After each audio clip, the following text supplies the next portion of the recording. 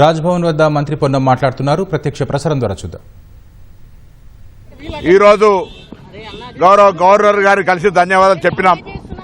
తెలంగాణ ప్రతిష్టాత్మకమైనటువంటి ఈ చట్టాన్ని తీసుకొచ్చి రేవంత్ రెడ్డి గారి నాయకత్వంలో ఉన్న ప్రభుత్వం దేశానికే రోల్ మోడల్గా 42% స్థానిక సంస్థల్లో విద్యా ఉపాధి అవకాశాలు రిజర్వేషన్ కల్పించే విధంగా చట్టం చేసి, చట్టం కంటే ముందు ఎంపెరికల్ డాటా ప్రామాణికమైనటువంటి సమాచారాన్ని సేకరించి సబ్ కమిటీ వేసుకొని కేబినెట్ అప్రూవ్ చేసుకొని శాసనసభ ఆమోదించుకొని చట్టాన్ని ప్రభుత్వానికి అనుమతి కొరకు కేంద్రానికి పంపేటువంటి సందర్భంలో రాష్ట్రపతికి గవర్నర్ గారు న్యాయపరమైనటువంటి అంశాలన్నింటినీ పరిశీలించి దాన్ని రాష్ట్రపతి గారికి పంపడం జరిగింది. అందుకు తెలంగాణ కాంగ్రెస్ ప్రజాప్రతినిధులం బీసీ నాయకులం అందరం కూడా కలిసి ఈరోజు ధన్యవాదాలు చెప్పడం జరిగింది.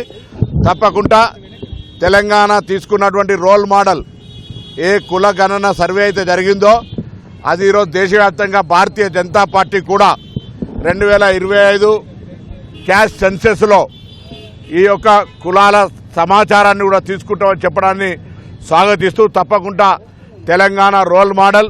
దీని మీద ఎవరైనా విమర్శ చేస్తున్న వాళ్ళు ఆత్మవిమర్శ చేసుకోవాలి. వీళ్ళు గతంలో వ్యతిరేకించిన వాళ్ళు ఇలా మా తెలంగాణ ప్రభుత్వ ఆలోచనను కేంద్రం మార్గదర్శకత్వంగా ఆదర్శంగా తీసుకుంటే జీర్ణించుకోలేక విమర్శిస్తున్నారు.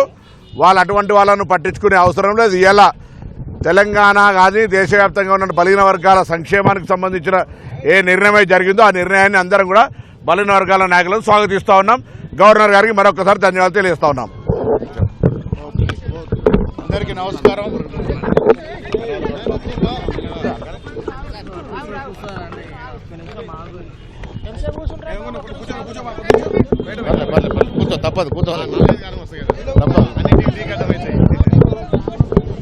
అందరికీ నమస్కారం. భారతదేశ చరిత్రలో